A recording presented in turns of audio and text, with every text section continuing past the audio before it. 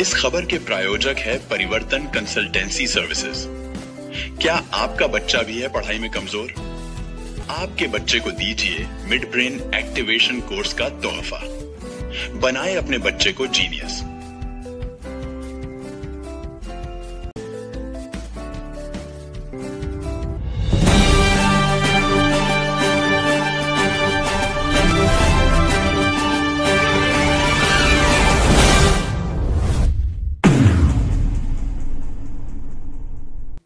नमस्कार दर्शकों, मैं हूं आपके साथ रविक्षा शर्मा और आपका एक बार फिर से बहुत स्वागत है आपके अपने केएमएस न्यूज चैनल में।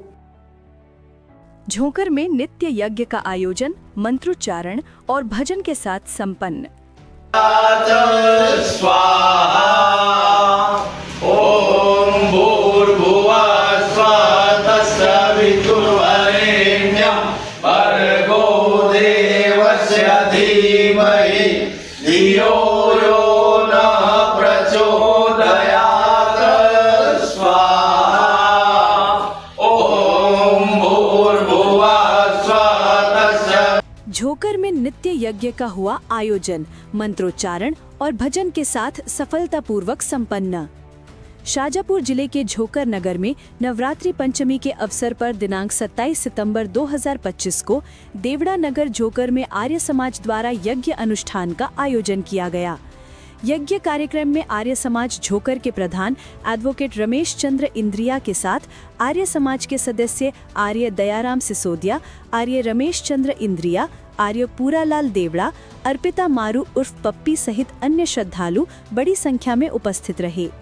यह यज्ञ बिना किसी आडंबर एवं दिखावे के पूर्ण शालीनता और वैदिक परंपरा के अनुसार संपन्न हुआ। यज्ञ के दौरान यज्ञ देवता को प्रसन्न करने हेतु वैदिक मंत्रोच्चारण के साथ आहुतियां अर्पित की गईं। कार्यक्रम में भजन गायन ने माहौल को और अधिक आध्यात्मिक बना दिया। अंतिम चरण में प्रसाद वितरण किया गया, जिसके पश्चात आर्य समाज के आर्य रमेश इंद्रिया ने यज्ञ के महत्व पर अपने विचार व्यक्त किए। देव यज्ञ का आयोजन किया गया। यज्ञ में झोंकर आर्य समाज के प्रधान रमेश जी और आर्य समाज के श्रद्धालु वरिष्ठ कार्यकर्ता दयाराम जी सिसोदिया और स्वयं पूजनलाल जी अपने पुत्र सहित यज्ञ में उपस्थित रहे।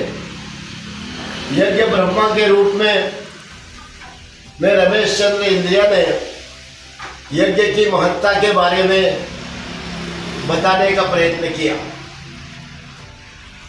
हमारे सत्य सनातन धर्म में आदिकाल से यज्ञों का चलन है।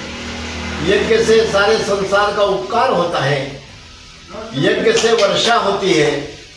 यज्ञ से पर्यावरण शुद्ध होता है। यज्ञ से शक्ति आती है और यज्ञ से सद्भाव का विस्तार होता है। इसलिए हमारी संस्कृति में आदिकाल से यज्ञों की परंपरा नहीं है। हमारी ये सृष्टि जो है, इसको करोड़ों वर्ष हो गए। कोई आज की सृष्टि नहीं है। हजारों ब्रह्मांड, हजारों सूर्य, हजारों प्रकार की ये पृथ्वी का निर्माण जिस परमात्मा ने जीव मात्र के सुख के लिए किया, वह सारी प्रकृति, वह सारी संपत्ति, वह सारी पृथ्वी मनुष्यों को, प्राणियों को, सबको सुख देने के लायक बनी रहे, इसका उद्देश्य इससे यज्ञ किया जाता है। यज्ञ से वायुमंडल शुद्ध होता है। यज्ञ से वर्षा होती है। यज्ञ से बीमारियां दूर होती है। यज्ञ से सद्भाव की उत्पत्ति होती है। यज्ञ करना प्रत्येक मनुष्यों का कर्म है। हमारे देश में आदिकाल से, महाभारत काल के भी पहले से, भगवान राम के जमाने से, सृष्टि की उत्पत्ति के समय से 4 ऋषियों के द्वारा 4 वेदों का और प्रादुर्भाव किया गया।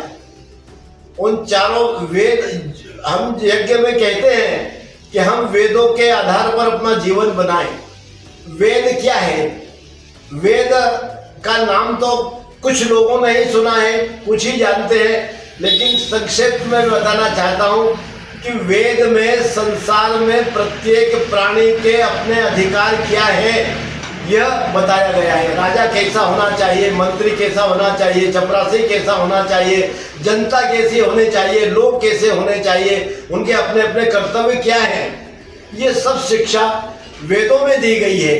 और यदि आज सारा संसार वेदों की शिक्षा के आधार पर अपना जीवन ढाले तो आज संसार की ये सारी जो समस्याएं हैं, ये सारा जो वर्षों से युद्ध चल रहा है, ये एक दिन में समाप्त हो जाए। हमने वसुदेव कुटुंबकम का संदेश सारी दुनिया को दिया है कि हम सब एक कुटुंब के हैं। जब यह भाव अमेरिका के लोगों में भी, भारत के लोगों में भी, यूक्रेन के लोगों में भी, रूस के लोगों में भी, ऑस्ट्रेलिया के लोगों में भी, पाकिस्तान यदि सारे देश भर के लोगों में यह भाव होगा कि हम आपस में भाई भाई हैं, वसुदेव कुटुंबकम के एक कुटुंब के हैं, तो ये हमारे कुछ समस्याएं अपने आप समाप्त हो सकती है। इसलिए यज्ञों का आयोजन करते रहना चाहिए और यज्ञ में वेद के आधार पर जो हमारी जीवन पद्धति है उसके बारे में लोगों को बताते रहना चाहिए। और सभी लोगों से मैं आग्रह करना चाहूँगा कि अधिक से अधिक संख्या में यज्ञों में आना चाहिए और यज्ञों में शांतिपूर्वक सुनना चाहिए।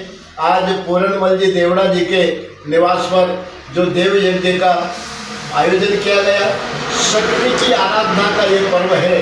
9 दिन शक्ति यदि मनुष्य में है और उस शक्ति के साथ उसके पास सरस्वती नहीं है, बुद्धि नहीं है, ज्ञान नहीं है, तो वह शक्ति का दुरुपयोग करेगा और वह शक्ति संसार के लिए नुकसानदायक होगी। उसके उदाहरण के लिए हम कंस और रावण का उदाहरण ले सकते हैं। रावण के पास शक्ति तो थी लेकिन सरस्वती नहीं थी, इसके कारण वह केएमएस न्यूज झोंकर से मनोज देवड़ा की रिपोर्ट।